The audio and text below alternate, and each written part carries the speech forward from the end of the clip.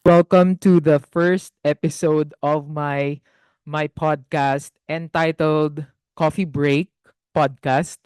So this is a live podcast where I invite people who are very inspiring and those people with success stories on their fields. So actually, this is my first time after a year. Kasi last year, I was super active pero wala akong live podcast na ganito. Unlike now na meron na, pinangalanan ko pa nga siya na coffee break. So, yeah. And what I want everyone to remember here is here in our podcast, we talk about success stories over a cup of coffee. Ganun lang siya, 'di ba? Kaya nga siya tinawag na coffee break kasi I know a lot of us are coffee lovers unless acidic ka, 'di ba? But most of us drink coffee, 'di ba? And during coffee break, marami tayong mga naiisip, ang dami nating napag-uusapan, especially kung you're a person na pumapasok sa work and then nagko-coffee break or something like that. Or nasa bahay ka lang katulad ko na anytime na I want to drink a coffee, I make sure na I enjoy the most of it. And masarap ang kwentuhan kasi kapag merong kape. Alright, so let's get into the topic. Okay? Actually, coffee break is kumbaga this is my pilot episode. Tapos ang nakakatuwa, nakakatuwa kasi coincidentally, yung first guest natin dito, hindi lang siya mahilig sa kape. Hindi lang siya nagkakape. Siya ay isang owner ng coffee shop na hindi ko pa na-try naman kasi wala pa naman dito sa amin sa province namin sa Tarlac. So nasa Metro Manila and Bulacan if I'm not mistaken. And this person, bakit ako na-inspire na siya yung i-invite ko to be one of my guests sa pilot episodes. Kasi nakaka-inspire yung story niya. Kaya nga ang title nito is From Being a Cameraman to Owning a Coffee Shop Business. Hindi ba nakaka-amaze 'yun? Kaya gusto kong i-share yung story niya through my podcast kasi feeling ko ang dami nating matututunan sa tao na 'to. Hi Mark, good evening. Welcome to Hello, the magandang show. Welcome gabi. to Coffee Break. Hi, magandang gabi sa lahat ng nanonood. Good evening. Ayun, good evening. Good evening Mark. Kumusta? Nasaan ka ngayon? Nasa coffee shop ka ba or nasa bahay? Yes, tama. Nasa coffee shop ako ngayon. Medyo ma-echo kasi ito yung empty room pa namin na Wow. dine-develop namin. So, Mm. ayan, medyo ma-echo lang guys. And yun yung gusto naming malaman. Gusto ko ring malaman ngayon here in our show is yung story mo, yung journey mo from being, 'di ba tama ba? Naging working student ka pa before. Oo, tama. Naging working student ako. Nagtrabaho ako sa mga fast food. At Oo. at the same time, yun nga, nag-aaral ako sa Bulacan State University. So, Bulso. nakakatuwa lang isipin na, yun nga, gusto ko talagang makapag-create ng opportunity. Mm. Yun yung una naming naiisip na kapag ba nag-business, ano nga ba yung goal mo sa buhay? So, ang Mm. naisip namin, magkakaroon ng opportunity para sa iba. Kasi naranasan ko kasi yung after my first job, nahirapan na ako mag-apply eh. So, Mm.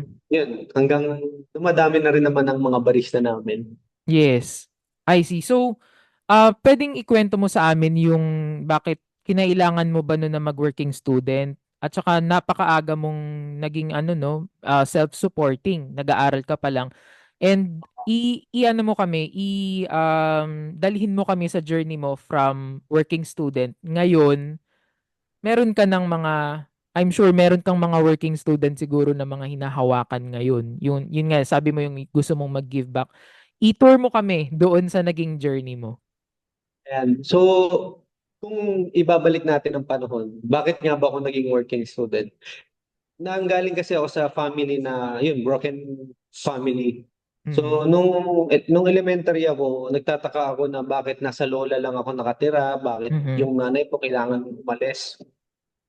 So, yun nga, Okey. ang point lang is bakit ba ganon? So, ang tendency, hinanap ko yung tatay ko kasi yung nanay Mhm. ko umaalis eh. So, Okey. sabi ko, nasa nga ba yung tatay ko? Yun, ang nangyari, Hinanap ko yung tatay ko nandito sa Manila. By the way, I'm probinsyano ako, galing ako sa Quezon Province. At nung nandito na ako sa Manila, hinanap ko yung tatay ko. May family na kasi siya. So, para sa akin parang hindi ko na dapat isiksik pa yung sarili ko doon sa family niya kasi nahihiya ako eh. Parang ang Mhm. hirap isiksik yung syempre hindi nila alam na meron pa lang ako bago Oo, nung tama. dumating ako. So, Correct. nakakabigla yun sa kanila.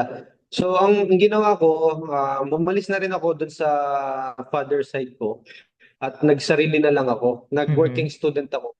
Yung pagiging working student ko kasi hindi siya pagiging working student lang eh. Mas mahirap kasi yung naranasan ko na self-supporting. Pag Mm. sinabi kasing self-supporting, you're living with your own, yung Mm. bayad mo sa bahay, pambayad mo sa kuryente, tubig, pagkain, pamasahe, pang tuition. Yun Mm. kasi yung pinaka-challenging eh. Kasi kung Mhm. pagiging working student and then nakatira ka sa parents mo, kaya talaga siya. Kaya niyang gawin siya. Lalo na kung Mm. supportive yung parents mo na gusto mo yung ginagawa mo, sige go. Pero Mm. kapag ikaw lang mag-isa, napaka-challenging nun. As in, dumating yung time na umiiyak ako. Oo. Bakit ko siya ginagawa? Sabi ko, ang hirap nito, bakit pinagpipilitan kong gawin? Pero yun nga, dahil siguro sinabi ko din sa sarili ko, bakit parang ayoko kasing maging forever na service crew or Mm. forever na mahirap yung trabaho. So, pinilit ko talaga as in. So, ang ginawa ko, nag-ladder-rise course muna ako, 2 years course. And then, nung nakikita ko na kaya ko pa mag 4 years course, nagawa ko pala siya. Mm. At the same time, nangyari yun, nung nasa college ako, ang ganda ng story eh. Parang sinasabi ko na bawal akong mag-girlfriend kasi kapag nawalan ako ng focus, baka hindi ko matapos. Oo.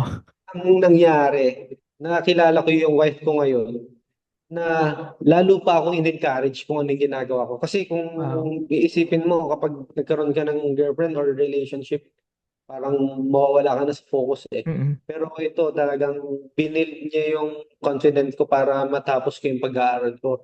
At the same time, siya din, working student din yung wife ko nung college kami. That's the story. And Ah, then, okay, okay.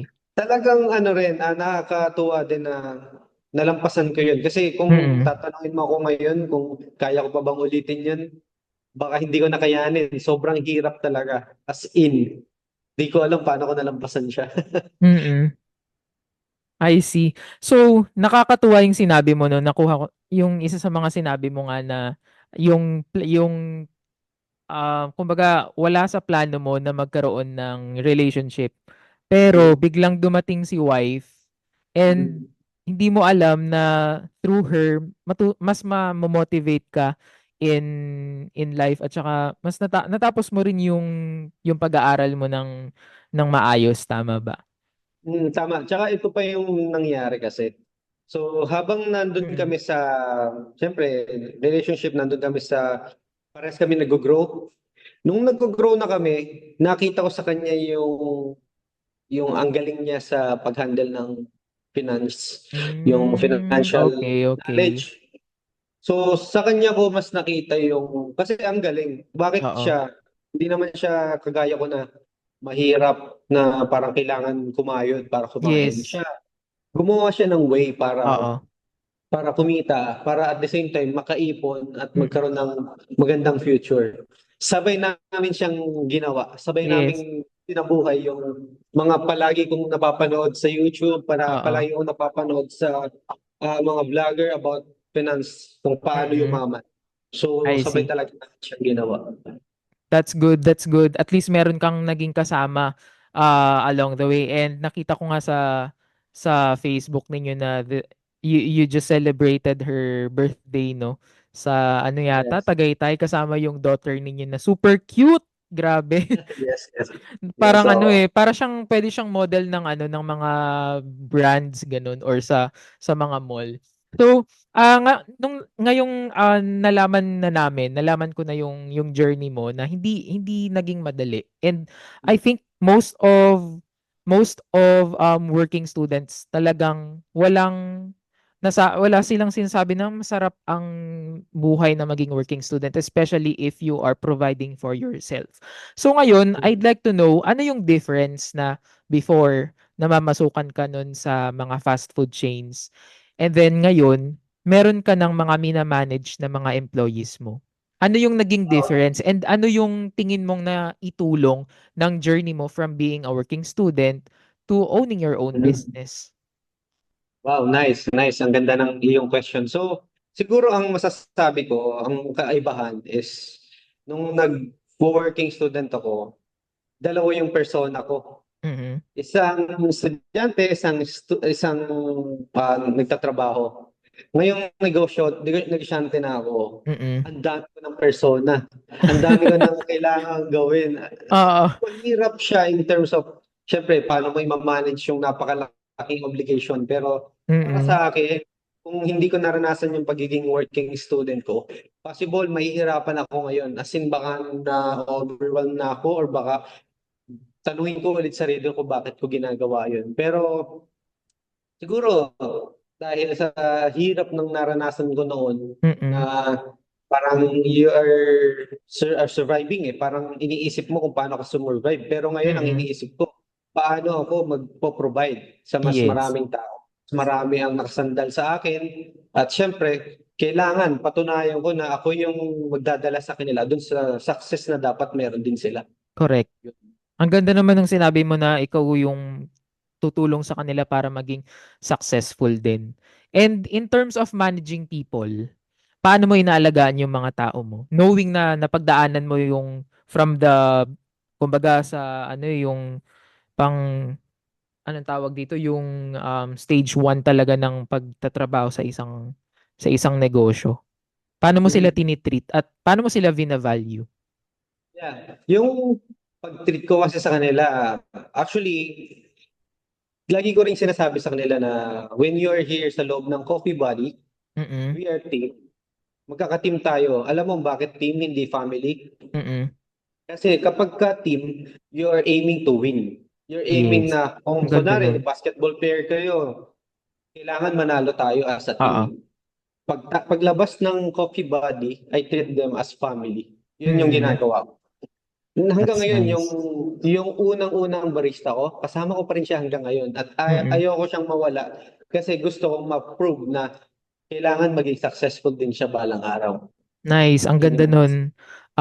Kung may pagkakataon na ikaw yung maging boss ko, I would apply for you kung ganyan kaganda yung pamamalakad mo sa kanila. And I think isa sa mga na-realize ko din dahil nga sa napagdaanan mo, nagamit mo yun na stepping stone para kapag ikaw naman na yung owner or ikaw na yung pinaka-leader ng isang team ninyo, katulad ng situation mo ngayon, alam mo na yung do's and don'ts. 'Di ba? I'm sure wala namang perfect na mga leaders eh. But I know na during your time, meron ka ring mga na-observe na pag ako naging leader, hindi ko to i-apply. Kapag ako naging leader, kung anong natutunan ko kay boss number one, yun naman yung i-apply ko sa iba. Kumbaga, you're just paying it forward. And ang nagustuhan ko rin sa sinabi mo, Mark, is yung treatment mo sa kanila is actually family. So, kung matagal na yung mga employees mo sa'yo, it's a good sign na they really love the environment and the management as well. So, yes, tama. yes. Dagdag ko na rin kasi yun Mm. nga, Sige.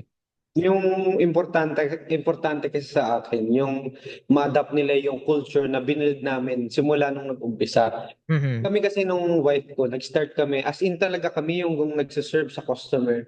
Kami Oh, yung yes. kailangan kaya namin gawin kung ano yung pinaka-basic. So Mm. yung culture, iniwan namin hanggang ngayon, culture pa rin siya hanggang ngayon dito sa loob. At nag-multiple na yon. As in lahat ng branch, sabi ko dun sa mga trainer o yung mga nagtitrain sa mga new branches, Mm. kailangan kung paano kayo kumilos, ganun din sila. Oh, So, wow. yun ang nakita kong isa sa magandang nagawa namin dito kay Coffee Buddy para maging masaya din yung working environment ng lahat ng mga barista. Sabi ko nga sa kanila, gusto ko dumating yung time na naging proud ka na barista ka ng Coffee Body. Kasi karamihan sa mga barista, proud sila kung ano yung nagiging kumpanya nila, lalo na kung malaking Mm. brand yan. Oo. So yun yung gusto kong mangyari balang araw. At gusto ko naman, nakikita ko naman sa kanila na proud naman sila. At by the way, hindi ko tinitingnan kung anong natapos o kung ano man Mm. yung estado ng buhay ng mga barista namin. Even the age, meron akong 50 years old, meron akong, syempre bawal naman yung batang-bata, pero Mm. kahit anong age, kahit anong gender, welcome. Mm. Basta willing maging part ng Coffee Body at may passion. Yun kasi yung importante. That's right.